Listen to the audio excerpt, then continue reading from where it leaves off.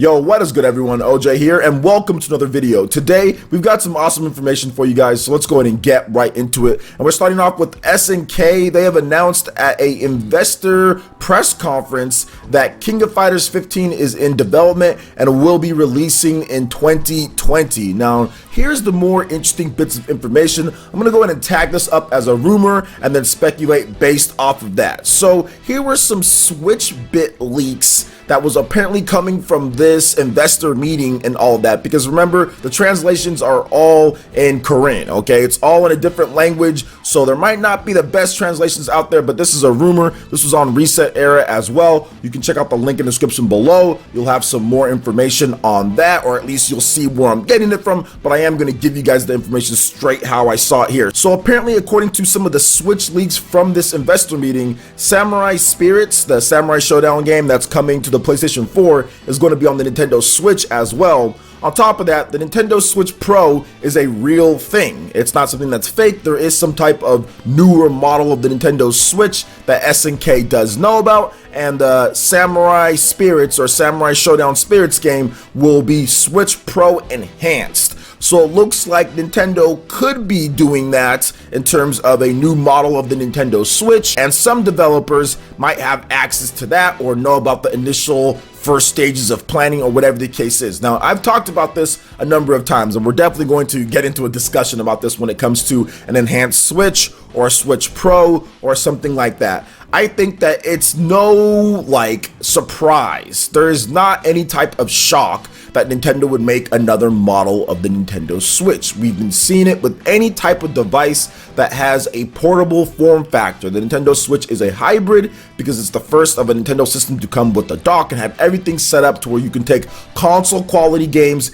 anywhere that you want. The base of it is a portable type of device though. You can't take it, undock it, and it becomes just that. And with every single one of Nintendo's portable devices that they've ever released, they have had upgrades to them, whether it was the Game Boy to the Game Boy Color or the Game Boy Pocket. You also have the Game Boy Advance, you have the SP, you have all these different types of upgrades that they've done before. We saw it with the DS, right? You have the DSi, DSi XL, Nintendo 3DS, new Nintendo 3DS, you have the 2DS XL. There's always been upgrades and even performance upgrades with their previous portable devices as well. And this dates all the way back to the Game Boy Color, guys. That was a big deal when you had the normal Game Boy to the Game Boy Color. That was seen as a graphics enhancement, even though it was just color added in. But that was a big deal for gamers back then. And you saw it with the new Nintendo 3DS and the DSi. Those also had performance boosts too. So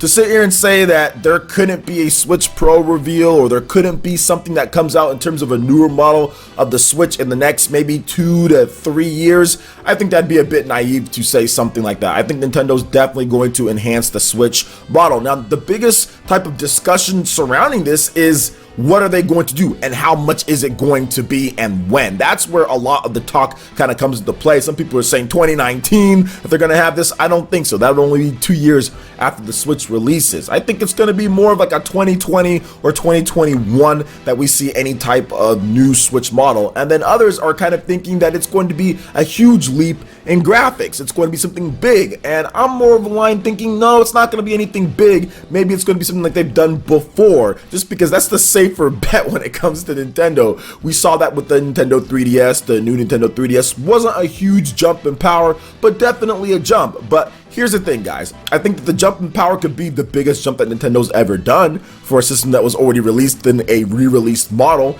Maybe it's the biggest jump when it comes to that, but overall in the grand scheme of things, it's not the biggest jump. So once again, just speculating on what we're going to see here, but I've talked about it before in previous videos. I'll go ahead and say it again. I think there's going to be a new model of the Nintendo Switch. I think that that's Nintendo's plan to just basically capitalize on the shifting strategies that they always have. They put out the new Nintendo 3DS for a reason, that actually added a new analog stick as well. So that little nub that was on the right side of there, so that was pretty cool for a lot of games to be able to have that. Super Smash Brothers with the stick that you can use there, still use the buttons, but still it was good for games like Monster Hunter and games that needed that dual camera action and supported it. So I feel that Nintendo's going to have shifting strategies then with whatever they do. I can't really think of anything at this point, but maybe the Nintendo Switch Pro or the new Nintendo Switch model adds in something functionality wise or hardware wise that makes playing games better or easier. Maybe there's analog triggers or something like that. You know, we just don't know at this point. So we're just going to have to wait and see what Nintendo decides to do.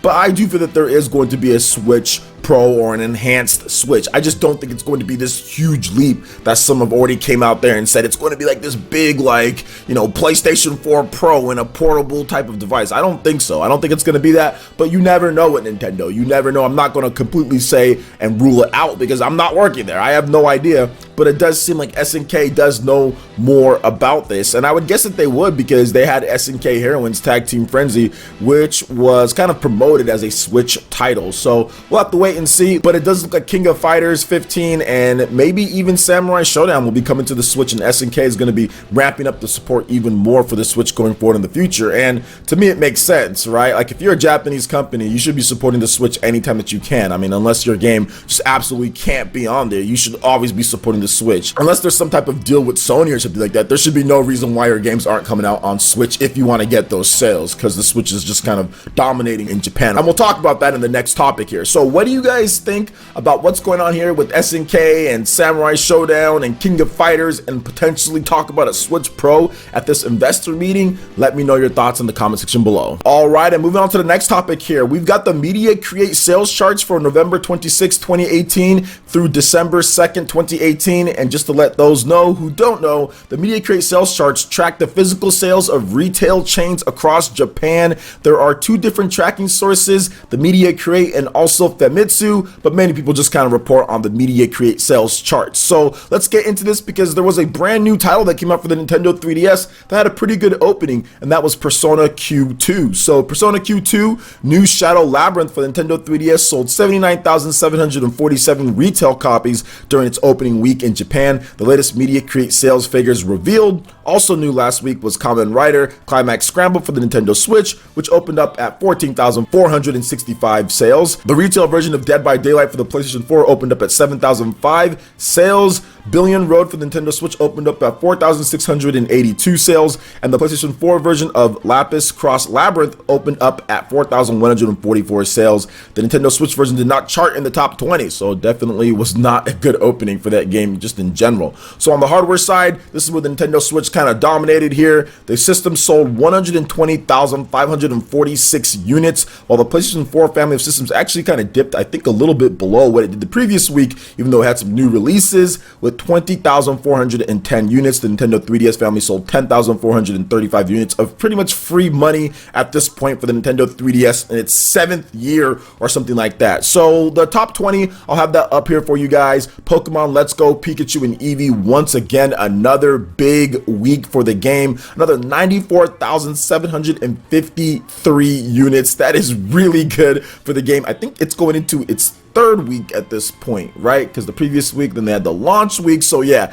huge opening and continued sales for Pokemon Let's Go Pikachu and Eevee. This isn't even counting digital as well. I know the Pokemon company is quite happy with that. And then you have the same usual suspects going down here. You got Super Mario Party at number 3rd there. You've got Splatoon, Mario Kart 8 Deluxe, Minecraft is in there, Super Mario Odyssey, The Legend of Zelda Breath of the Wild, Kirby's in there, and even Pokemon Ultra Sun and Ultra Moon right there at number 22. So Pokemon Let's Go boosting the sales and continuing what's going down on the 3DS as well. Once again, hardware, Nintendo Switch outsold any other system by about 100,000 units. That is incredible. There was actually a bump up from the previous week, about 12,000 units or so bump up from last week with the Nintendo Switch. The system sold 108,375 units. Once again, 100,000 120,000 plus this week, so not bad at all. Nintendo is definitely picking up steam, and I think that this is the precursor, kind of like how we saw with Pokemon Let's Go Pikachu and Eevee. The system sold 200,000 units when it launched with Pokemon Let's Go Pikachu and Eevee in that week, and I think with Super Smash Bros. We're going to see a huge jump up next week, so it's going to be interesting to see how the first week sales go, and then of course throughout December, that's when the big sales